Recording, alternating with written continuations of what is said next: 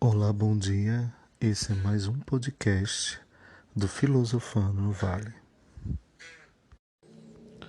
Acho que todo mundo já está ciente, da polêmica que envolve o Tami Miranda, que é um homem trans, com a relação à propaganda, na verdade, que o Tami é estrela, está estrelando essa propaganda, que é uma propaganda de uma empresa muito conhecida em todo o Brasil.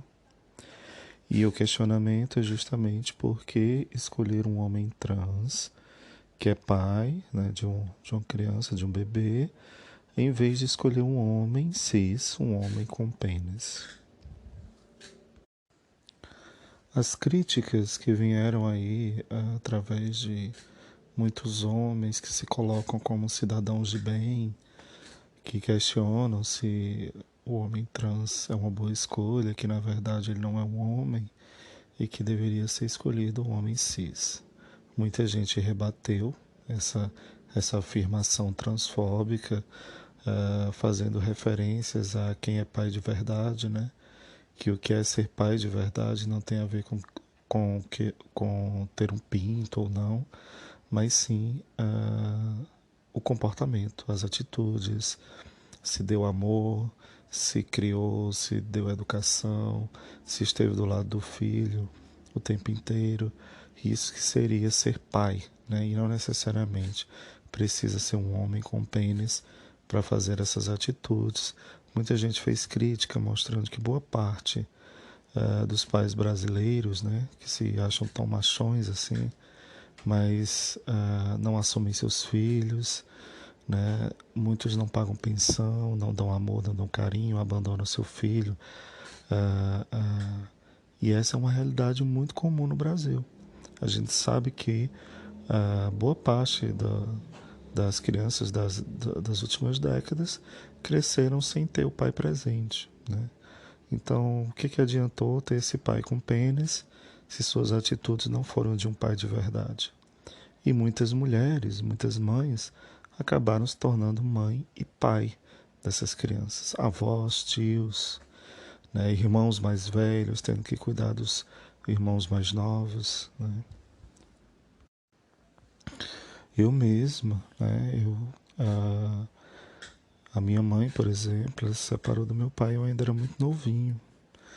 Se separou justamente por as coisas, a irresponsabilidade, por uma série de comportamentos machistas que fazem com que muitas mulheres acabem se separando e às vezes antes mesmo da mulher se separar, esse homem abandona essa mulher, com filho e tudo.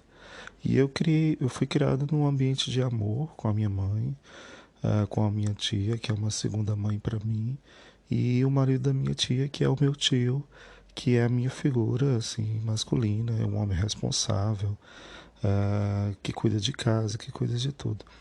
Então, o fato de uma pessoa ser do sexo masculino, ter um pênis, não significa que você é um bom pai, Ser um bom pai não tem nada a ver com o seu órgão sexual, tem a ver com o seu comportamento, sua maturidade, sua capacidade de assumir as responsabilidades.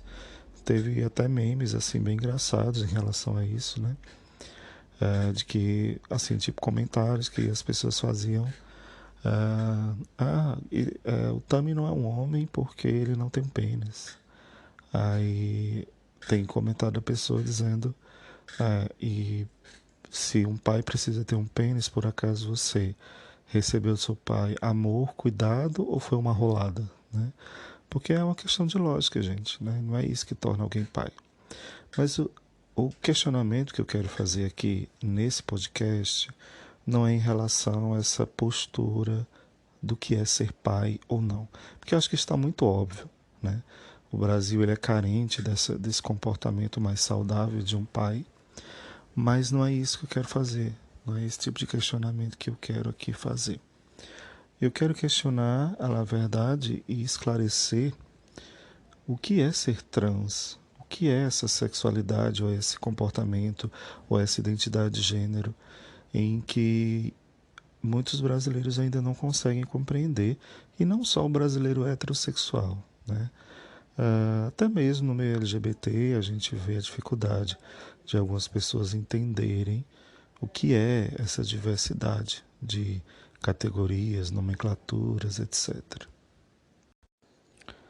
O que nós precisamos ficar atentos é que os estudos de gênero, né, os estudos sobre a sexualidade, eles não são estudos recentes.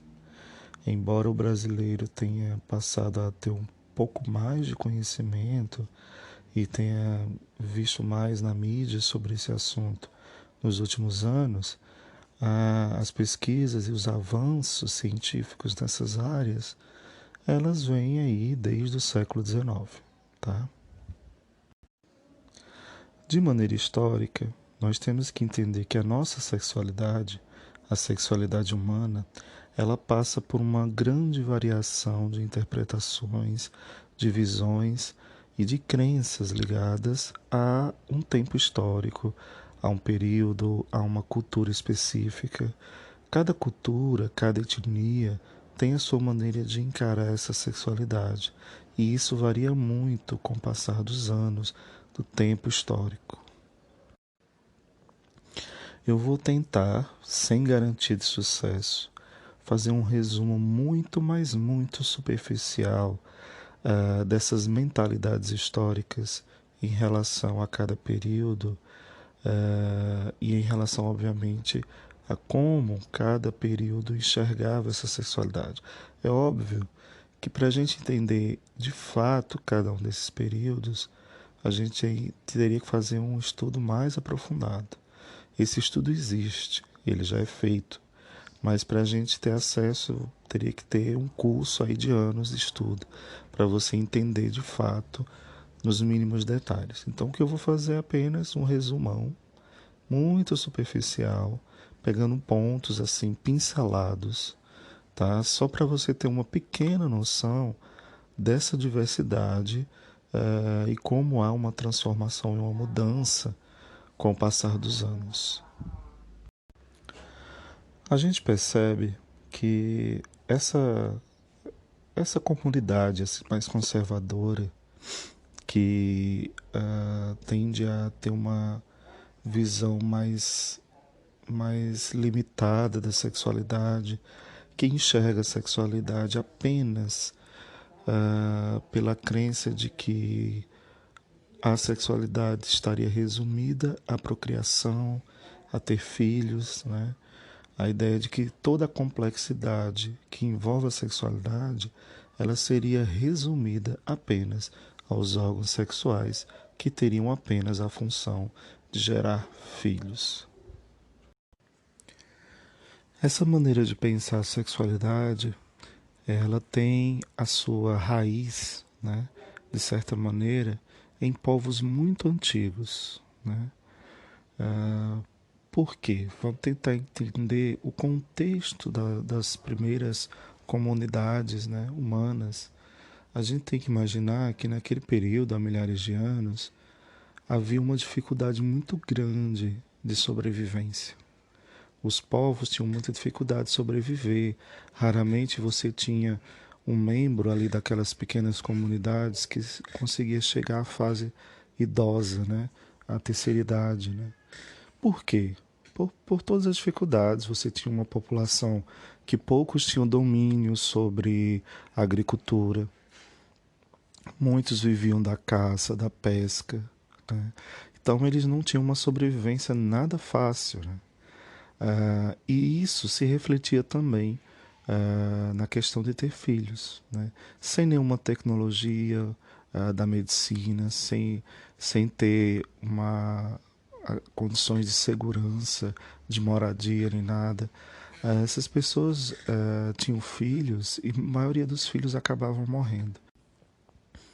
Então, diante desse cenário de povos antigos que viviam numa cruel tentativa de sobrevivência, por falta de recursos, por falta de segurança e entre outras questões, você vê que a procriação, a necessidade de ter filhos, se torna uma prioridade, né? Os povos mais antigos, nas suas religiões, até mesmo na Bíblia cristã e outros livros sagrados, você vai ver essa necessidade gritante dessas populações de perpetuar a espécie, de dar continuidade às suas comunidades a partir da procriação. Então, naqueles períodos, né, naqueles momentos ali e naqueles povos, você vai ter a procriação como o cerne, o centro dessas comunidades. Então, se faz de tudo para ter filhos, para dar continuidade às famílias, até porque a mortandade, né, o índice de mortalidade era muito grande. A dificuldade de você ter filhos, a maioria dos filhos morriam no processo, tanto da gravidez como na hora do parto, ou a dificuldade de alimentar e proteger esses bebês para que eles possam crescer. Então, assim, as dificuldades eram muitas, né? Então, quando você olha para o passado, você vê o quanto que essa crença atual dessas populações mais conservadoras de querer priorizar a procriação, ela não é da noite para o dia. Essa crença ela não surgiu da noite para o dia. Ela é a consequência de milhares de anos, onde no passado distante a procriação era realmente algo necessário, era algo prioritário, né? E a gente tem que lembrar que a gente está falando de uma época onde as populações humanas espalhadas aí pelo planeta eram de poucos milhares, poucos milhões de pessoas espalhadas, né? Não é como hoje. Hoje a gente vive num mundo com mais de 7 bilhões de pessoas. É também nesses períodos antigos, né, que faz sentido, pelo menos na época, uma certa rejeição a práticas sexuais que não visem a procriação. Porque a prioridade para a sobrevivência daquelas primeiras comunidades era procriar. Então, todos nessa comunidade eram criados para esse afinco, né? É como é a questão dos animais, né? Você vê que as espécies animais, em sua maioria, vivem ali, né? A sua sexualidade é voltada apenas para a procriação, justamente para perpetuar a espécie e tal, aquela coisa toda. E para o ser humano, pelo menos no início, fazia sentido esse pensamento. Eles tinham que manter suas comunidades, perpetuar a espécie.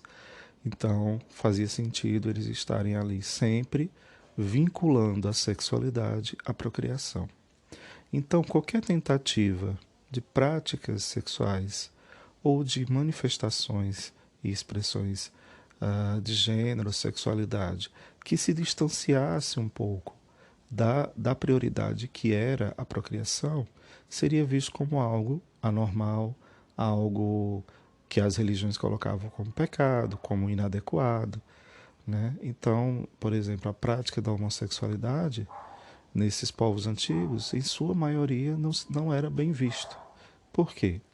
Porque como era uma prática que tinha uma função mais do prazer, uma função de satisfação emocional, né, em vez de ter uma função de procriação, ela não era bem vista, porque a prioridade era procriar.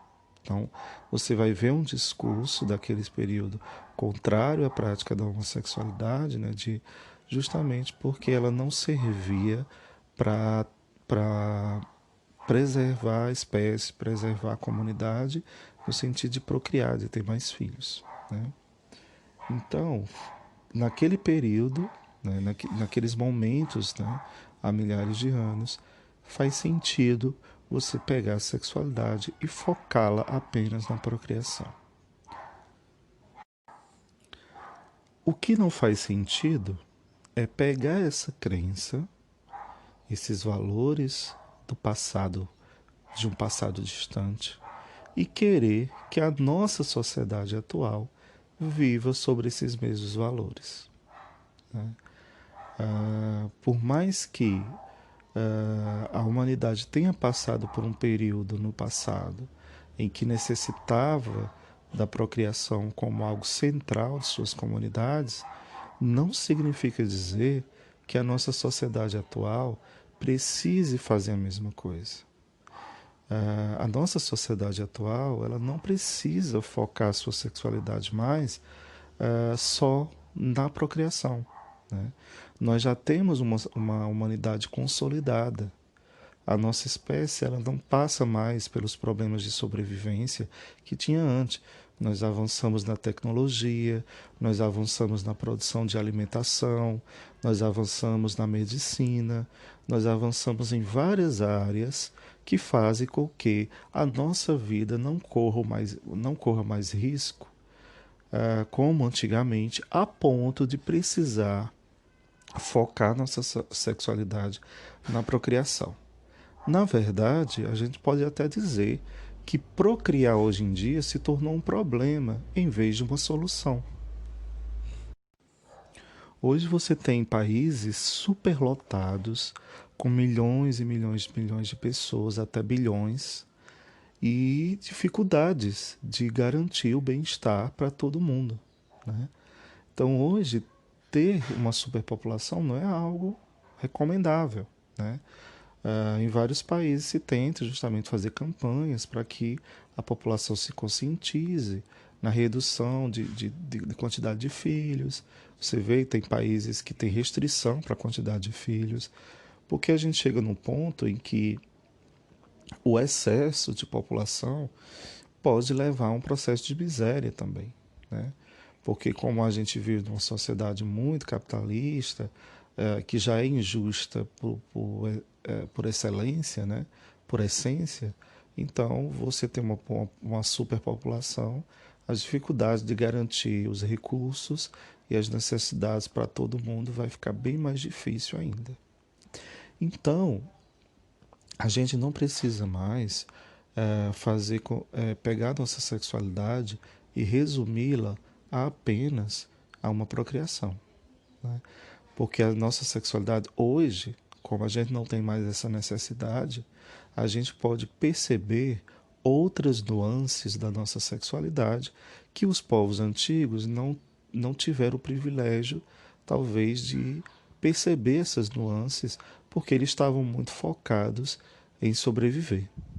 Hoje o foco não é mais esse, né? Nós temos as condições para a sobrevivência. Agora a gente pode se dedicar a perceber outros fatores e outras nuances da nossa sexualidade.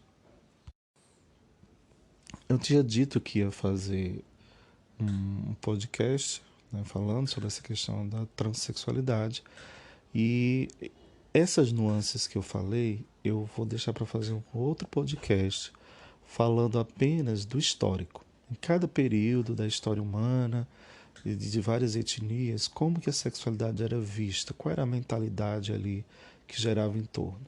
Porque senão esse podcast ele vai ficar muito grande se eu for explicar cada um deles, por mais superficial que eu esteja fazendo. Então eu vou pular dessa parte onde a gente tem esses povos antigos que viram há milhares de anos atrás, onde o foco da sexualidade deles era a procriação por uma necessidade de sobrevivência de suas comunidades. E eu vou pular de lá até o período do século XIX, XX e o atual século XXI. Por que eu vou pular para agora? Porque é agora onde a gente está percebendo que a sexualidade ela é muito mais abrangente e muito mais complexa do que os povos antigos puderam perceber, já que eles estavam focados em questões de sobrevivência. Nós estamos numa condição melhor de privilégios, onde a gente se alimenta melhor, onde a gente tem condições de viver numa moradia mais adequada, embora a gente saiba que boa parte da população não tem essa moradia adequada. A gente tem um acesso melhor à saúde, um acesso melhor à educação. Enfim, a nossa vida, no geral, ela é melhor em condições do que os povos de antigamente. E isso também muda as perspectivas que podemos ter sobre a nossa sexualidade. Isso faz com que a gente perceba, por exemplo, que a nossa sexualidade não está resumida ao nosso órgão sexual, que é o quê? É o pênis no homem, né? Como a sociedade enxerga, e a vagina na mulher. Então, a sexualidade não é só isso. Os órgãos sexuais não são só aparelhos equipados para produzir bebês. né? Embora, no passado, a, as populações antigas tenham dado essa função exclusiva a esses órgãos, tá? Hoje, a gente sabe que a nossa saúde corporal, a nossa saúde emocional, psicológica, mental, ela também depende da nossa sexualidade, de como a gente convive com os nossos prazeres, com a nossa satisfação dos nossos desejos, entre outras questões. Então, partindo disso, onde é que a transexualidade se encaixa na nossa sexualidade? O que seria então essa transexualidade?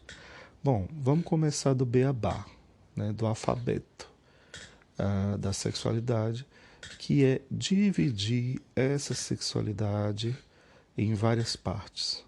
A gente faz essas divisões para justamente compreender melhor, né? Já que o ser humano compreende as coisas de modo racional, então é preciso fazer essas divisões. Então a gente pode pegar a nossa sexualidade e dividi-la, vamos dividi-la em três, por enquanto. Você tem o sexo físico, né? O que é o sexo físico, gente? É o nosso corpo, né?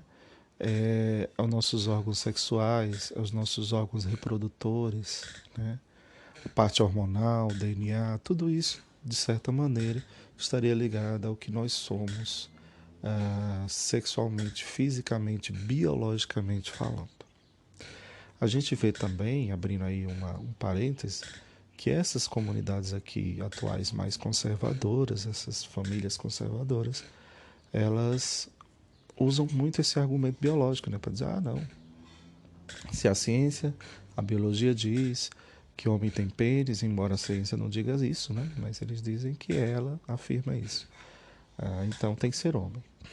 Mas eu acho interessante que para outras questões, esses conservadores não acham que a ciência tenha respaldo para falar. Então é assim, essa galera conservadora ela usa os discursos quando convém. Se convém para afirmar o que eles pensam, esse argumento é válido.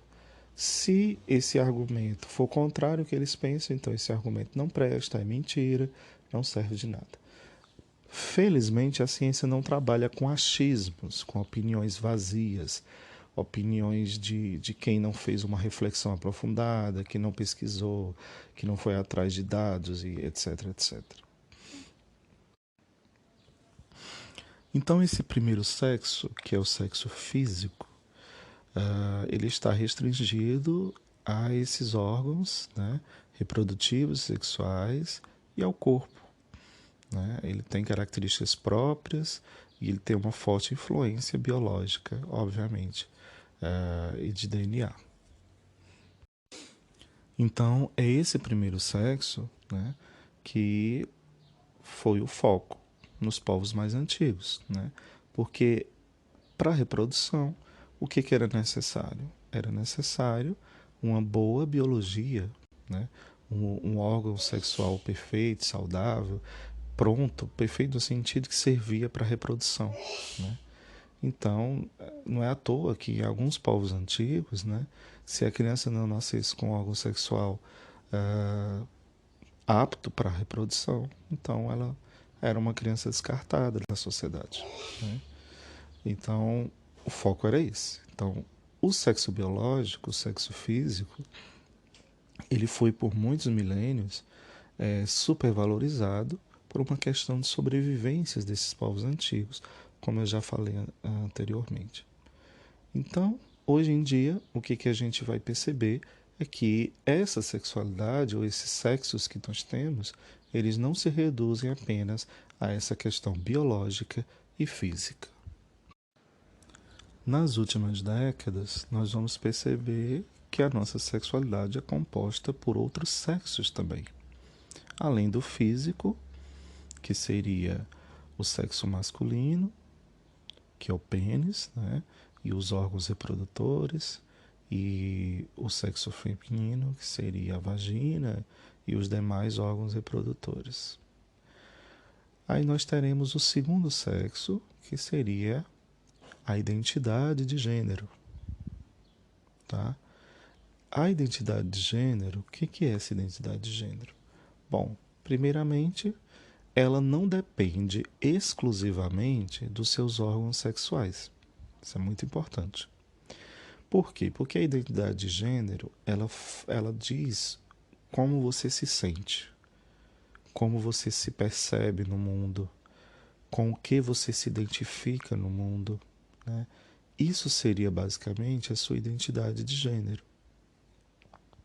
Então, quando uma pessoa diz eu sou homem ou eu sou mulher, ela está mais se referindo à sua identidade de gênero e não ao seu órgão sexual, e não ao seu órgão físico e biológico. Por quê? Porque quando alguém diz eu sou homem, essa pessoa está dizendo do que ela sente, né? Como ela se sente, como ela se enxerga, como ela se percebe, com o que ela se identifica. E essa identidade de gênero é construída com o passar do tempo. Desde o momento que aquela pessoa nasceu, ela vai inconscientemente construindo internamente essa identidade, para que ela possa chegar num momento de sua vida e dizer: olha, eu sou homem. Isso também serve para a identidade de gênero feminina, no caso da mulher, tá? Como eu disse antes, esse segundo sexo, que é o gênero, a identidade de gênero, ela não depende exclusivamente dos órgãos sexuais.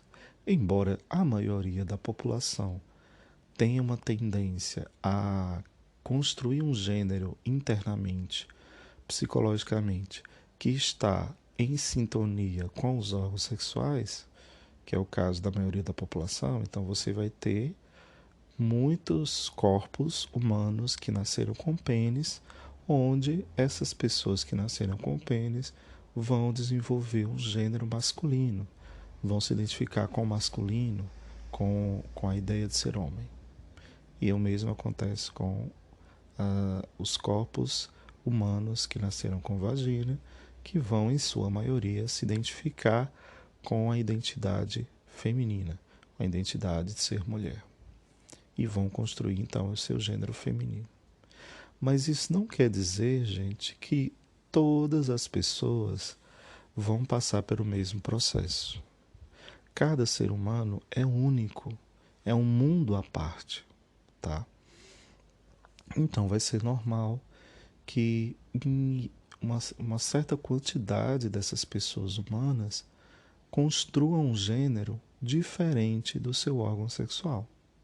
Porque o que constrói o gênero é a tua mente, é teu corpo mental, tuas emoções, teu psicológico, não é o teu órgão físico, não é o teu órgão sexual, tá? O teu pênis ou tua vagina, eles servem para o processo reprodutor e de prazer, mas ele não constrói a tua mente, o teu psicológico. Tua mente e teu psicológico está relacionado ao teu cérebro, à tua cabeça. E os teus órgãos sexuais não dominam essa área. São coisas separadas, tá? Então, é possível sim, de uma pessoa que tem um pênis, ter construído durante toda a vida dela um gênero feminino, um gênero mental e psicológico feminino. E o contrário também. Uma pessoa ter nascido com o corpo feminino, uma vagina, mas ter construído uma identidade de gênero masculina. Portanto, essa pessoa vai ter um gênero homem, gênero masculino.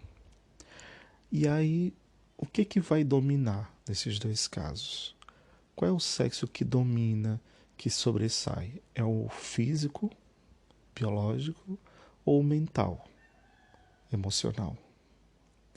Fica óbvio que o que vai ter o controle sobre a nossa sexualidade, sobre a nossa identidade, é esse sexo mental, gente. Porque não adianta nada você ter um pênis se sua cabeça se identifica com o feminino. Se o teu psicológico não se sente pertencente ao sexo masculino. Então esse pênis não serve. Não é o pênis que vai pensar por você. Não é a vagina que vai sentir por você.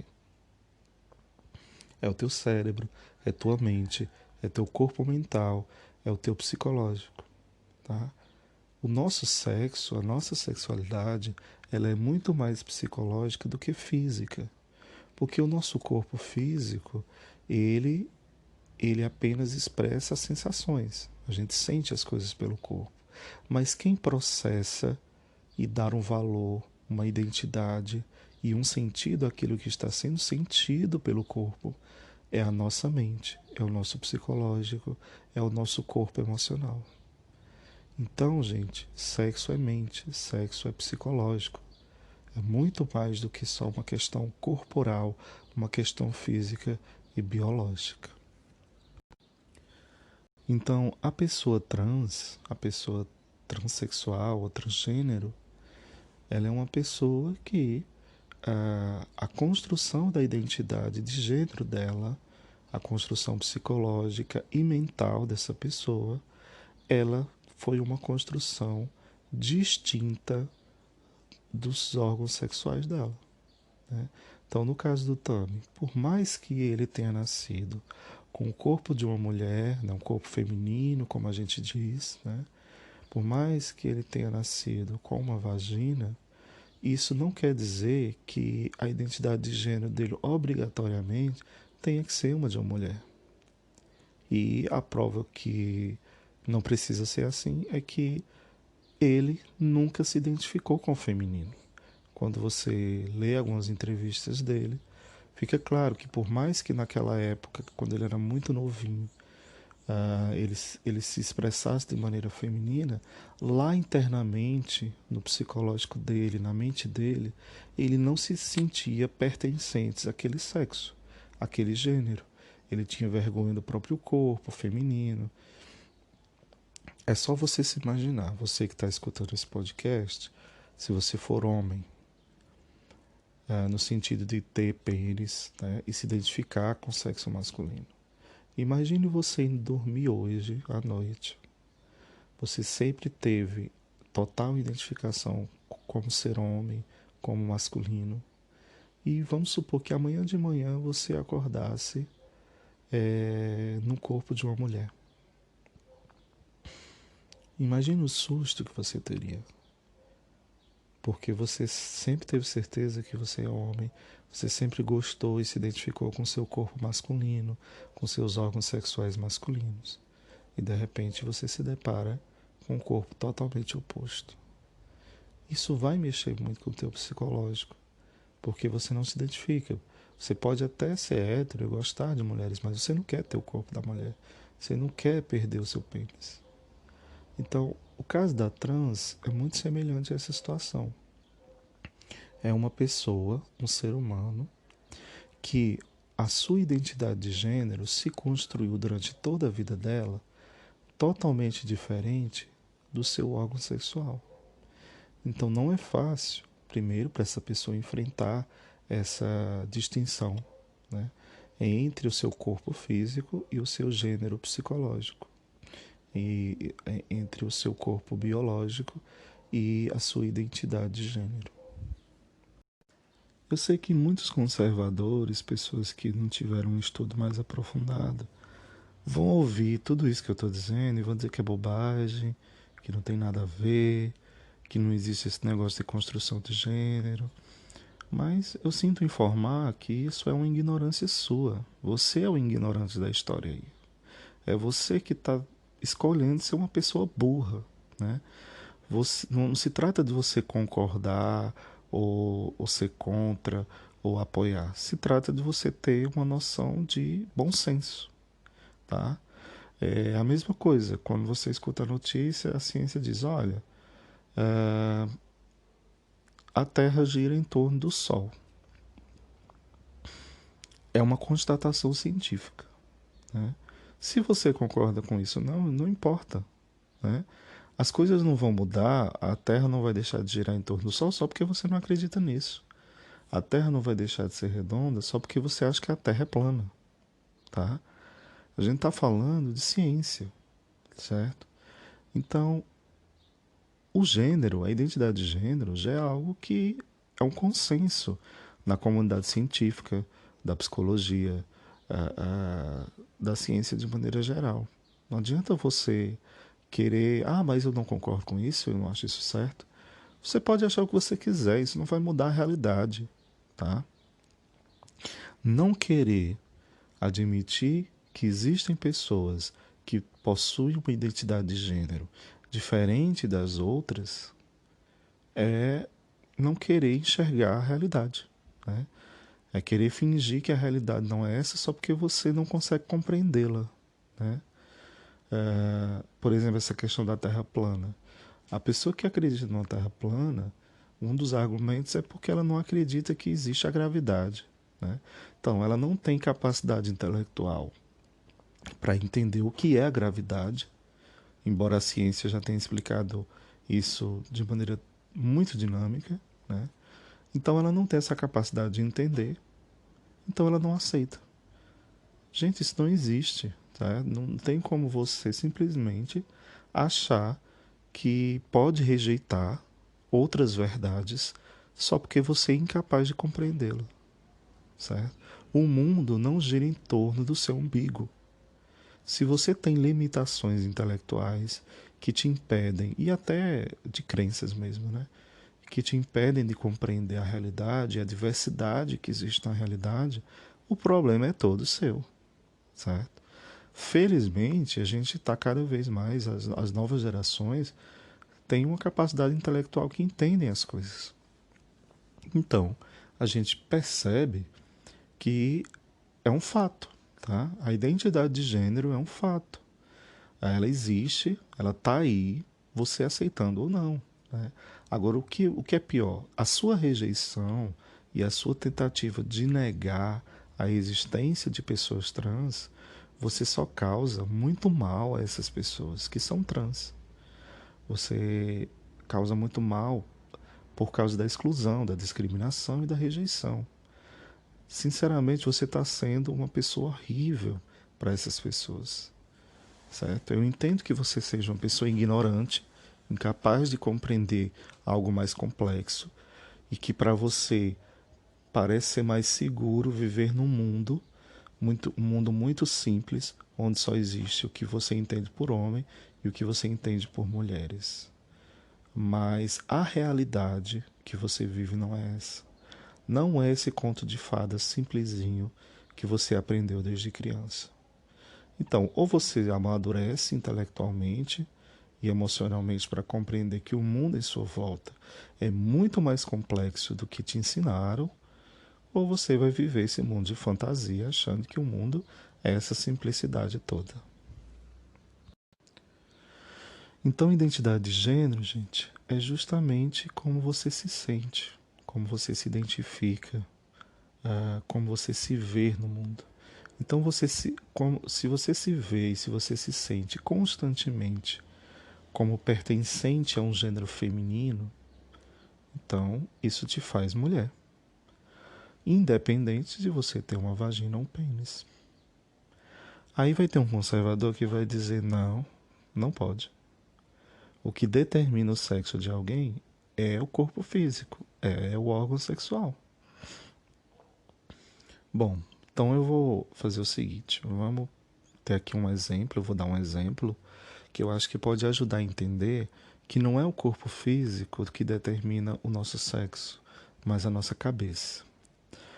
No Brasil, a gente tem um histórico muito grande de mulheres que, por questão de câncer e outros problemas, de outras doenças, que fazem com que essas mulheres tenham que extrair os seus seios, né? Ou fazer uma cirurgia para retirar o útero, os ovários e tal. Também tem algumas doenças e alguns cânceres que faz com que os homens tenham que retirar o pênis, né? Fazer uma cirurgia para retirar o pênis. Eu queria que vocês me respondessem, refletissem um pouco sobre essas situações em que mulheres tiveram que retirar os seus órgãos que a identificam como mulher, seios, útero, ovários, e homem que teve que retirar o seu pênis por uma questão de doença para não ter que morrer. Essas pessoas que retiraram esses órgãos que são tão usados para identificar como sendo de um gênero ou de outro, elas deixam de ser do gênero que elas são? Será que essa mulher que não tem mais os seios e não tem mais o útero, ela deve ser considerada menos mulher do que as outras mulheres que têm seios e têm útero? Será que nós devemos estimular essa mulher a se sentir menos mulher, já que ela não tem mais esses órgãos? Até porque eles mesmos, essas mulheres e esses homens, não vão deixar de se identificar como um gênero masculino ou feminino só porque tiveram que retirar esses órgãos. Porque a sensação de ser homem e de ser mulher, a identificação de ser homem e de ser mulher, não está nesses órgãos, está na mente, está no psicológico. Então, mesmo sem pênis, aquele homem, ele vai se ver e se sentir como homem. Mesmo que ele se sinta mal, porque ele vai se sentir mal, ele está perdendo um órgão que tinha uma simbologia muito forte para o corpo dele, a ideia de virilidade, de masculinidade. Mas com o tempo ele vai aprendendo a lidar com essa ausência desse pênis, e isso não vai fazer ele deixar de se sentir homem. A mesma coisa são as mulheres. Isso vai mexer com a vaidade da mulher que teve que retirar o seio, que teve que retirar o útero, mas isso é só o período inicial e depois isso vai ser tratado, superado, e essa mulher vai continuar se sentindo mulher e ela vai encontrar outras formas de se sentir mulher, porque o sentimento de ser mulher ou de ser homem é um sentimento psicológico. Ele não depende exclusivamente dos seus órgãos sexuais físicos. Assim, é o nosso psicológico, é a nossa formação mental que determina o nosso gênero, porque é como nós nos sentimos. Então, é perfeitamente legítimo que o Tami, mesmo tendo nascido com vagina, ele se considere homem, já que é assim que ele se sente. Não tem como a gente se livrar dos nossos sentimentos, das nossas sensações internas. Alguém que passou toda a vida se sentindo como homem, mesmo tendo um corpo de mulher, um corpo feminino, como a sociedade enxerga o feminino, né? Não tem como ele simplesmente dizer: vai embora sentimento, eu não quero mais me sentir mulher. Não é assim que funciona, gente. É uma questão de identidade, a forma como o nosso psicológico construiu a sua identidade. Então, se o Tami se sente homem a vida inteira, ele é homem. Talvez ele não seja um homem cis, como os outros homens, né? Por ele não ter nascido com pênis. Mas ele é um outro modo de ser homem. Um homem que não tem pênis, tá? Porque o pênis, ele é apenas uma parte simbólica da masculinidade, mas não precisa de um pênis para formar a nossa identidade de gênero.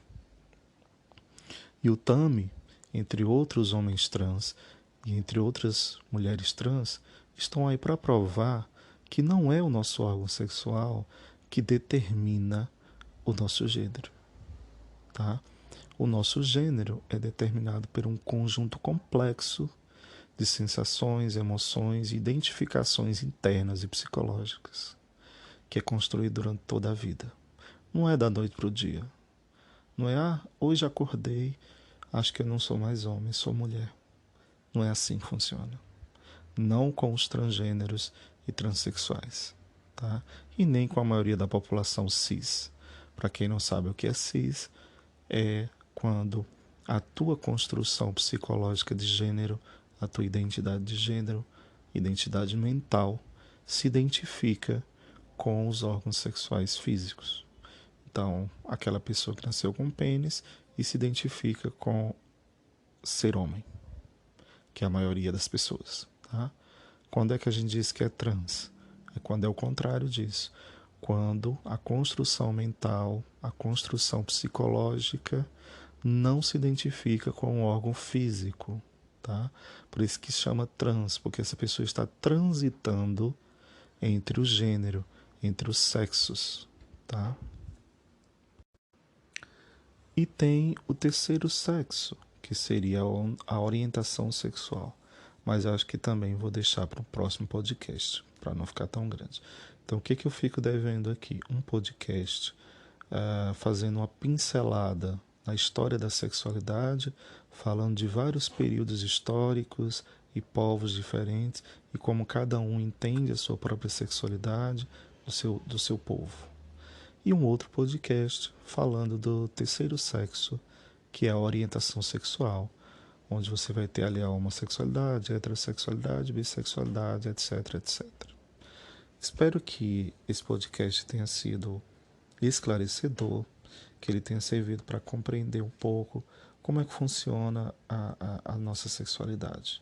Então a gente entendeu nesse podcast que é extremamente legítimo a existência de pessoas trans, porque a nossa sexualidade não se resume aos nossos órgãos sexuais físicos e nem só a reprodução humana. E também a gente consegue entender de onde vêm essas ideias extremamente transfóbicas e homofóbicas sobre a nossa sexualidade. Ela tem uma origem de milhares de anos, onde num passado distante nós precisamos realmente focar toda a nossa sexualidade apenas na reprodução, deixando de lado todas as outras nuances que a nossa sexualidade poderia atingir. Hoje, nossa realidade não é mais essa. Não precisamos mais sacrificar toda, toda a complexidade da nossa sexualidade em nome de uma procriação. Portanto, podemos viver de maneira mais plena, mais saudável e sincera a nossa sexualidade e suas N manifestações. Um abraço para todos e até o próximo podcast.